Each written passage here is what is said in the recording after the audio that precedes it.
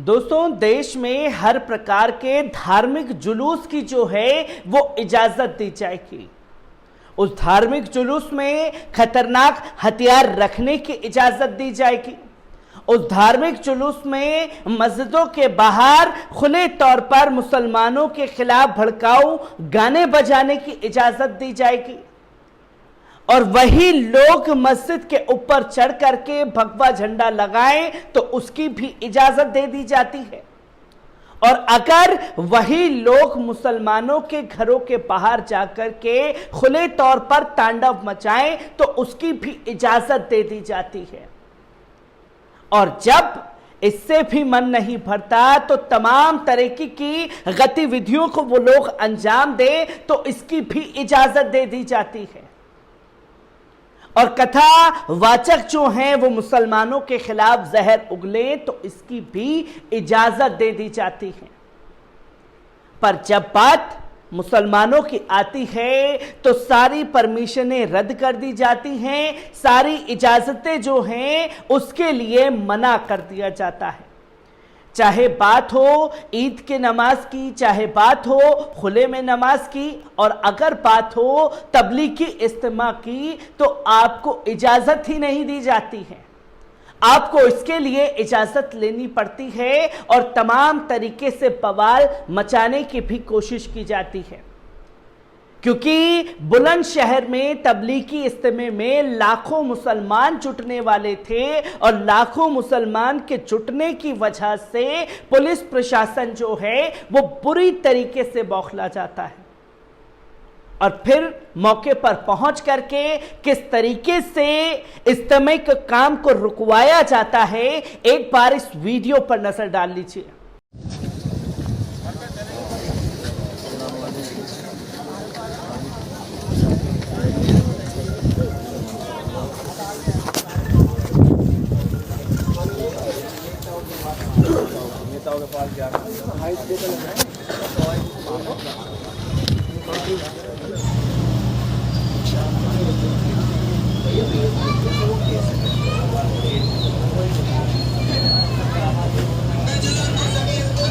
आपने देखा कि किस तरीके से तबलीगी इज्तिमा जो है वो बुलंदशहर के सियान में होने वाला था।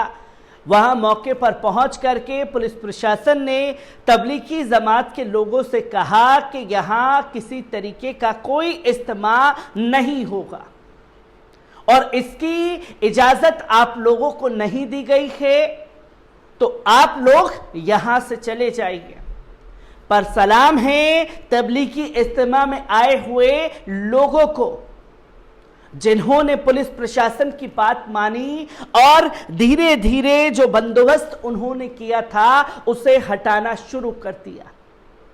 किसी तरीके का कोई विरोध जो है तबलीगी इज्तिमा में आए हुए लोगों द्वारा नहीं किया गया, जिसकी तस्वीर लोगों के सामने है।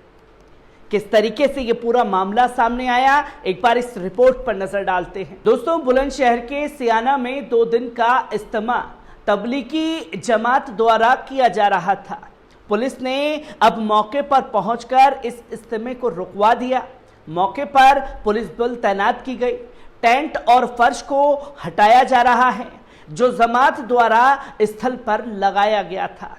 बुलंदशहर के सियाना नगर कोतवाली के चौधरियान मोहल्ले में एक खाली प्लॉट में कुछ जमाती जुटना शुरू हो गए थे।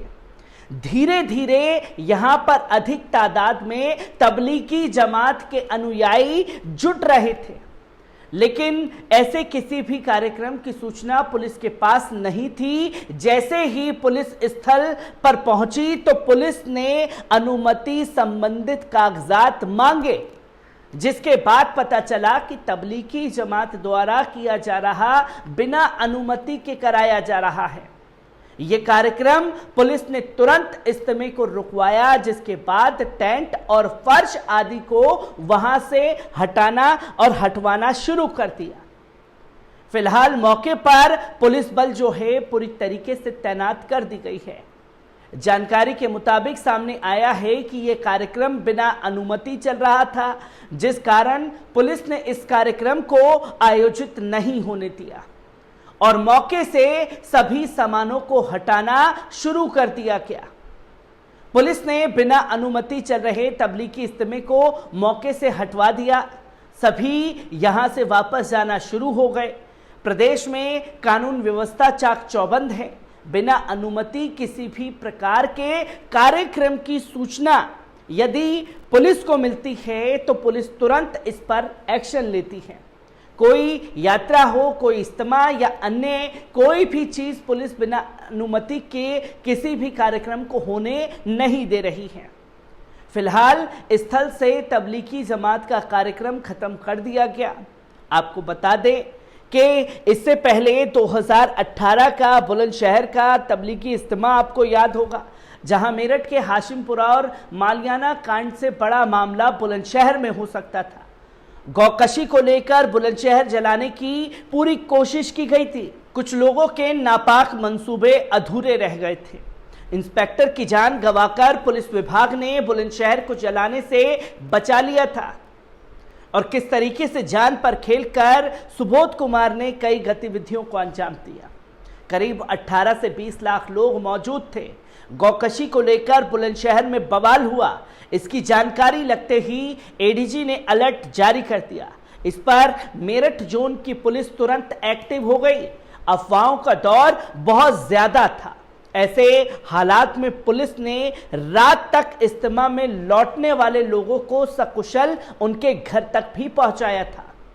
बुलंदशहर के सियाना में हुई घटना के फ्लैश होते ही पुलिस प्रशासनिक अधिकारी सड़क पर उतर आए थे।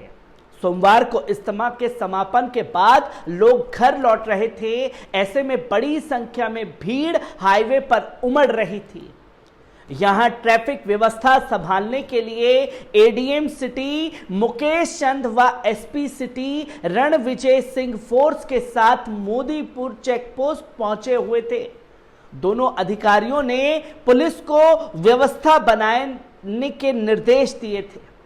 सीओ सियाना सत्यप्रकाश शर्मा साल 2016-17 में पुलिस लाइन मेरठ के प्रतिसार निरीक्षक रहे। प्रमोशन पाकर सीओ बने। बुलंदशहर के सियाना सर्किल में तैनात हुए और सोमवार को बवाल के बाद भीड़ ने सीओ से भी हाथापाई कर दी थी। चौकी में तोड़फोड़ भी की गई थी। चिंगरावठी पुलिस चौकी में सीओ को बंद करके आगजनी कर दी गई थी। सिपाहियों और सीओ ने किसी तरह विंडो से रास्ते से कूदकर जान बचाई। बवाल के बाद मेरठ में भारी संख्या में फोर्स, पीएसी और आरएफ और बुलंदशहर भेजा गया। गढ़ बुलंदशहर हाईवे को भी पुलिस ने बवाल के बाद खाली करा दिया था, जिसकी तस्वीर 2018 में लोगों के सामने थी। जिसके बाद वाहनों को सियाना और औरंगाबाद से डाइवर्ट कर दिया गया। बुलंदशहर में इंस्पेक्टर और 19 वर्षीय युवक सुमित की मौत के बाद अफवाह फैल गई थी कि गौकशी के बाद सांप्रदायिक तनाव हो गया है। ऐसे समय में बुलंदशहर में तबलीगी इज्तिमा में लाखों लोगों की भीड़ थी और सोमवार को तीसरा और आखिरी दिन था जिस दिन इस कांड को अंजाम दिया गया। और एक बार फिर बुलंदशहर में तबलीगी इज्तिमा को लेकर के जो तस्वीर लोगों के सामने आई वो कई तरीके के सवाल भी खड़े करती है। हर एक सवाल को लेकर के आप लोगों के साथ हाजिर होता रहूंगा। दीजिए इजाजत, शुक्रिया।